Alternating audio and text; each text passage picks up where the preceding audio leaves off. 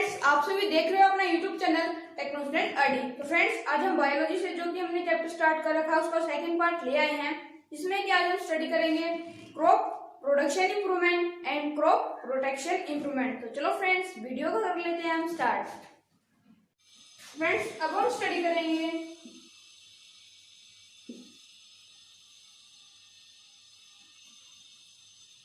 Crop production improvement. Friends, example लेते हैं, जो भी एग्रीकल्चर बेस्ड कंट्रीज हैं उनके अंदर जो फार्मिंग है वो रेंज करती है किससे, हाई टू या फिर आप कह सकते हैं स्मॉल टू लार्ज फार्म्स, यानी कि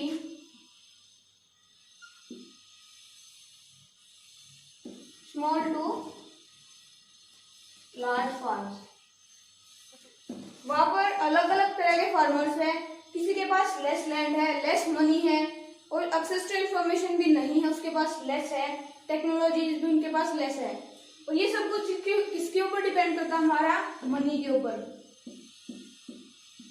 या फिर हम कह सकते हैं फाइनेंशियल कंडीशंस।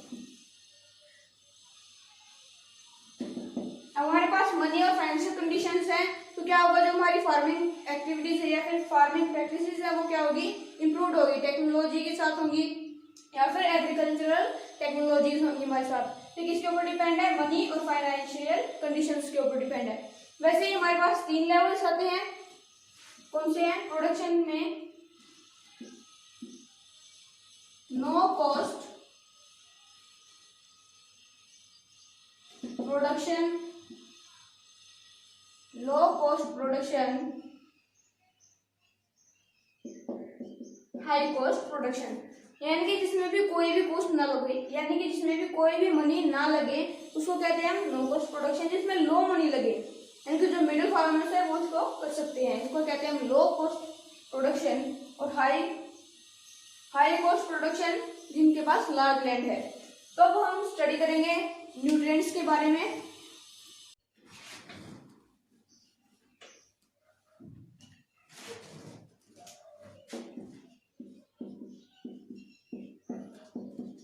Nutrient management.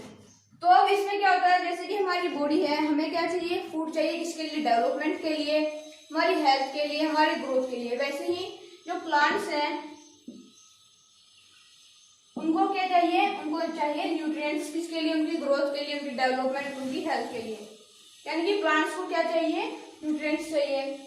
वैसे ही और वो कैसे सप्लाई किए जाते हैं, वो सप्लाई किए जाते हैं एयर, वाटर, सोइल। ये कौन करता है, एयर, वाटर, सोइल, ये क्या करते हैं, सप्लाई करते हैं प्लांट्स को, क्या ये न्यूट्रिएंट्स। तो अब ये 16 टाइप के न्यूट्रिएंट्स हैं। अब हम 16 टाइप के न्यूट्रिएंट्स के बारे में लिखते हैं।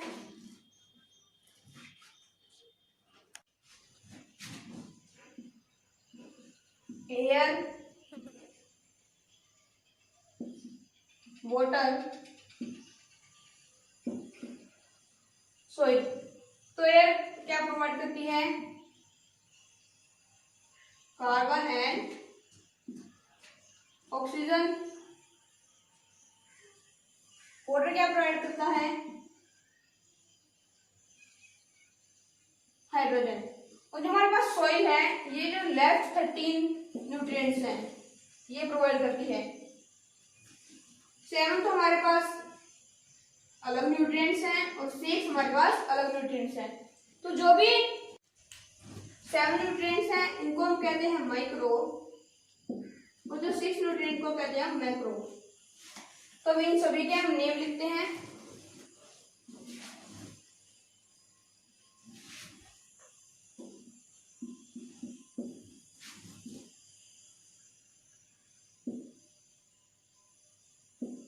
Macro nutrients,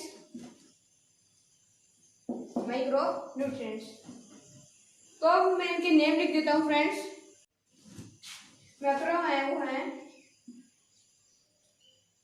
nitrogen, phosphorus,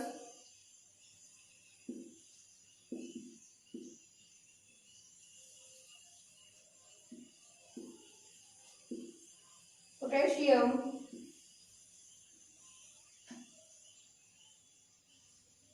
calcium, nitrogen, phosphorus, potassium, calcium, और हमारे पास है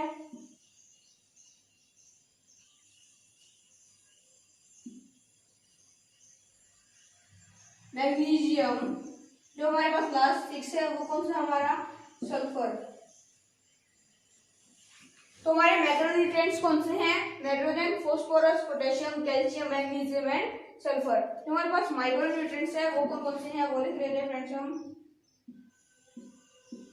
आयरन, नेक्स्ट हमारे पास जिंक, कॉपर, बोरोन,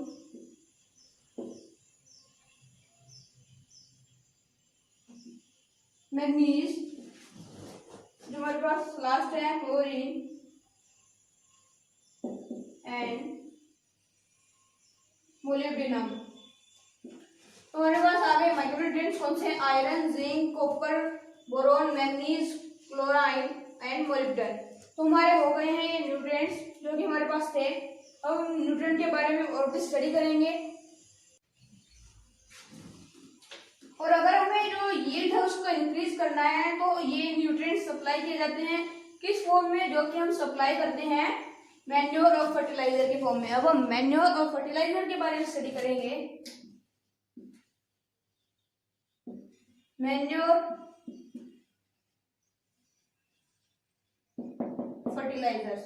सबसे पहले हम मैन्योर के बारे में स्टडी करते हैं। मैन्योर क्या होता है friends, large quantities of organic matter and small quantity of nutrient. तो मैन्योर ये तो हो गया इसका एक पॉइंट। तो मैन्योर को हम बनाते कहाँ पे हैं, ये बनता है एनिमल वेस्ट, एनिमल एक्सक्रीटा, या फिर हम कह सकते हैं plant waste. Animal, plant waste. ये किसमें हेल्प करता है हमारा,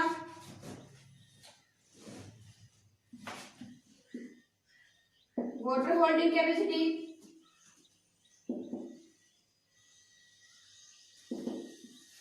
वो क्या करता है, सॉइल होती है उसको क्या करता है, फर्टाइल। इन सॉइल को फिट बना देता है किसके लिए, हमारी क्रॉप के लिए। तो हमारा मैन्योर हो गया कुछ पॉइंट इसके। अब हम स्टडी करेंगे फर्टिलाइजर के बारे में।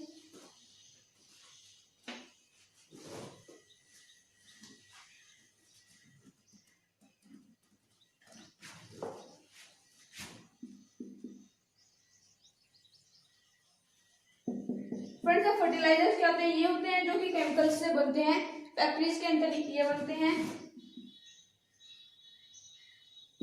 और ये क्या प्रोवाइड करते हैं, न्यूट्रिएंट्स। ये सॉइल को क्या प्रोवाइड करते हैं, प्लांट को न्यूट्रिएंट्स प्रोवाइड करते हैं। लेकिन अगर अब हम इन फर्टिलाइजर्स को एक्सेसिव यानी कि ज्यादा मात्रा में यूज करें तो ये क्या प्रॉब्लम क्रिएट कर सकते हैं, ये हमें हमारी क्रॉप को डैमेज भी कर सकते हैं।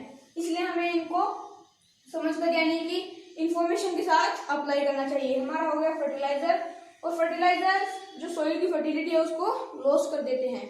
तो हम नेक्स्ट जो हमारा टॉपिक है वो स्टडी करेंगे, वो है इरिगेशन।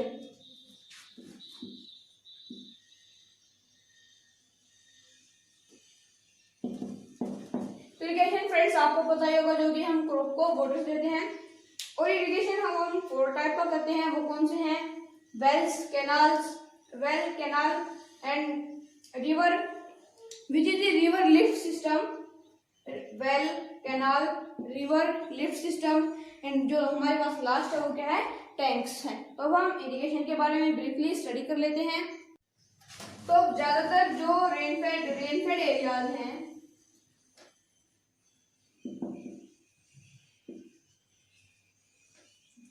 वहां पर क्या होती है, जो क्रॉप होती है वो अच्छी होती है। इसमें मानसून में अगर पुअर मानसून है यानी कि वहां पर रेन नहीं है तो ये किस पे डिपेंड करता है, क्रॉप के फेलियर पे डिपेंड करता है।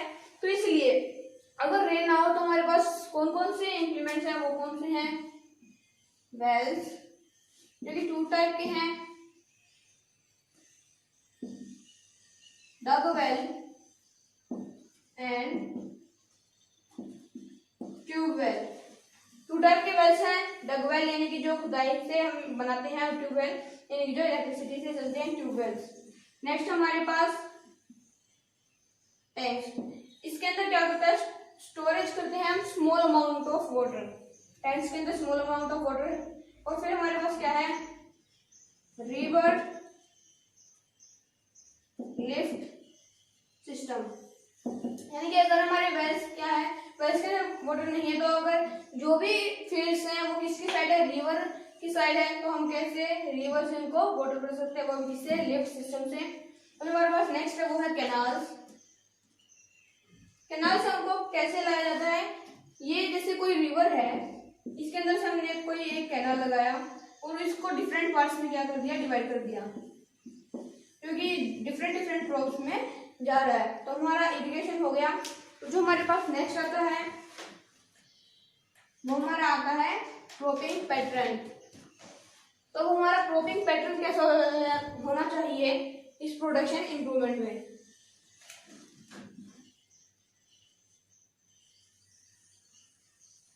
क्रॉपिंग पैटर्न, तो हमारे पास 3 टाइप के क्रॉपिंग पैटर्न है। फर्स्ट है मिक्स्ड क्रॉपिंग, सेकंड है इंटरक्रॉपिंग, और थर्ड हमारे पास क्रॉप रोटेशन। तो हमारे पास मिक्स्ड क्रॉपिंग में क्या होता है, इसमें एक ही जो फील्ड है उसके अंदर हम कितने, 2 या फिर 2 से ज्यादा क्रॉप को अगर हम उगाते हैं या फिर लगा देते हैं ग्रो करने के लिए, तो ये हो गया हमारा मिक्स्ड क्रॉपिंग। और इंटरक्रॉपिंग में क्या होता है, इसमें भी इफ वी ग्रो 2 और more crops in a field in a definite pattern, यानी कि यहाँ पर हमने कोई क्रॉप लगाई, ये कोई फील्ड है, यहाँ पर हमने कोई अलग क्रॉप लगाई, इसी के साथ हमने कोई अलग क्रॉप लगाई और इसी के साथ अलग क्रॉप लगा दी, तो ये हो गया हमारा इंटरक्रॉपिंग, यानी कि डेफिनेट पैटर्न में हमने इसको क्रॉप्स को लगाया है। अब क्रॉप रोटेशन क्या होता है, ये होता है प्री प्लांट सक्सेशन, जिसमें कि हम प्री प्लांट सक्सेशन में क्रॉप्स को ग्रो करते हैं इन ए फील्ड। जैसे वन टाइम हमने कोई क्रॉप ग्रो की, जैसे राइस और फिर व्हीट ग्रो किया, ये हो गया हमारा क्रॉप रोटेशन। तो अब हम स्टडी करेंगे जो हमारा टॉपिक है क्रॉप, हमने अभी स्टडी किया क्रॉप प्रोडक्शन इंप्रूवमेंट, अब हम स्टडी करेंगे प्रोटेक्शन, क्रॉप प्रोटेक्शन इंप्रूवमेंट। तो क्रॉप प्रोटेक्शन इंप्रूवमेंट में क्या होता है, जैसे कि हमें जो हमारी क्रॉप्स है उनकी प्रोटेक्ट करना होगा, किससे, फंगीज हैं, इंसेक्ट्स हैं, ये क्या करते हैं हमारी क्रॉप को डैमेज कर देते हैं, जो कि हमारे लिए लॉस है। ये पॉइजनस भी हो सकते हैं हमारी क्रॉप्स के लिए जो कि हम ईट करते हैं, और ये हमारी बॉडी में क्या कर सकते हैं, डिजीज पैदा कर सकते हैं। जो मेन है वो है फंगीज, बैक्टीरिया, जो कि हमारी क्रॉप को क्या कर देते हैं, डैमेज कर देते हैं। अब हम इनको प्रिवेंट करने के कुछ आइडियाज स्टडी करेंगे। तो जो हमारे पास वीड्स होते हैं, जो कि अनवांटेड प्लांट्स होते हैं, जो कि क्रॉप में आ जाते हैं, उनको हम क्या कहते हैं, वीड्स कहते हैं। जो कि अनवांटेड प्लांट्स हैं हमारे क्रॉप के अंदर ऑटोमेटिकली आ गए हैं, वो क्या करते हैं, जो भी न्यूट्रिएंट्स हमने क्रॉप को दिए हैं वो अपनी तरफ ऑब्जर्व कर लेते हैं। 3 जो ये वीड्स होते हैं, ये 3 डिफरेंस क्रिएट करते हैं। पहला क्या, ये कट कर देते हैं उनकी लीव्स, रूट और स्टेम, जैसे कि आप इस पिक्चर में देख सकते हो कि कैसे लीव्स को कट किया गया है। जो थर्ड है हमारे पास, वो क्या करते हैं, इनके अंदर जो सेल होते हैं, इनके न्यूट्रिएंट्स होते हैं, उनको सक कर लेते हैं, यानी कि अपनी तरफ खींच लेते हैं, और क्या करते हैं, bore the stem of plant, यानी कि बोर कर देते हैं स्टेम ऑफ प्लांट। तो हम इसको प्रिवेंट करने के लिए हमारे पास क्या होता है, पेस्टिसाइड्स। तो हम क्या यूज करते हैं, पेस्टिसाइड्स किसके अंदर, क्रॉप के अंदर। इसमें ये क्या इंक्लूड करता है, herbicides, fungicides and insecticides. Pesticide ये क्या इंक्लूड करता है, उसके अंदर herbicides, fungicides and insecticides. Insecticides क्या करता है, इंसेक्ट होते हैं उनको डैमेज करने में, उनको मार देता है, उनको भगाने में सहायक होता है। फंगिसाइड जो फंगी होते हैं, और हर्बिसाइड जो हर्बीवोरस होते, एनिमल होते हैं, ये उनको नहीं आने देता। ये सब कुछ क्या होता है हमारा पेस्टिसाइड होता है। तो ये मोस्ट कॉमनली मेथड है जिससे कि हम क्या करते हैं, जो भी हमारे क्रॉप के अंदर वीड्स हैं या फिर फंगी बैक्टीरिया हम कह सकते हैं वायरस हैं, उनको क्या कर देते हैं, निकाल देते हैं। तो हमारा क्रॉप प्रोटेक्शन इंप्रूवमेंट भी हो गया इससे। ये जो तीनों मेथड मैंने आपको बताए हैं, एक जो मैंने पहली वीडियो में बताया था क्रॉप वैरायटी इंप्रूवमेंट, और इस वीडियो में मैंने आपको बताया है crop protection improvement and crop production improvement. तो ये सब किसमें हेल्प करते हैं, हमारी प्रोडक्शन यानी इंप्रूवमेंट इन फूड रिसोर्सेज। तो हमारा चैप्टर हो गया कंप्लीट फ्रेंड्स। तो इस वीडियो को एक लाइक और चैनल को सब्सक्राइब करना तो भूलना ही मत फ्रेंड्स। तो अगर आपको कोई भी प्रॉब्लम है इस वीडियो में या फिर जो बैक वीडियो थी, जो कि पहली वीडियो थी पार्ट 1, उसमें अगर आपको कुछ भी समझ में ना आया हो तो इस वीडियो के कमेंट बॉक्स में जरूर पूछ लेना।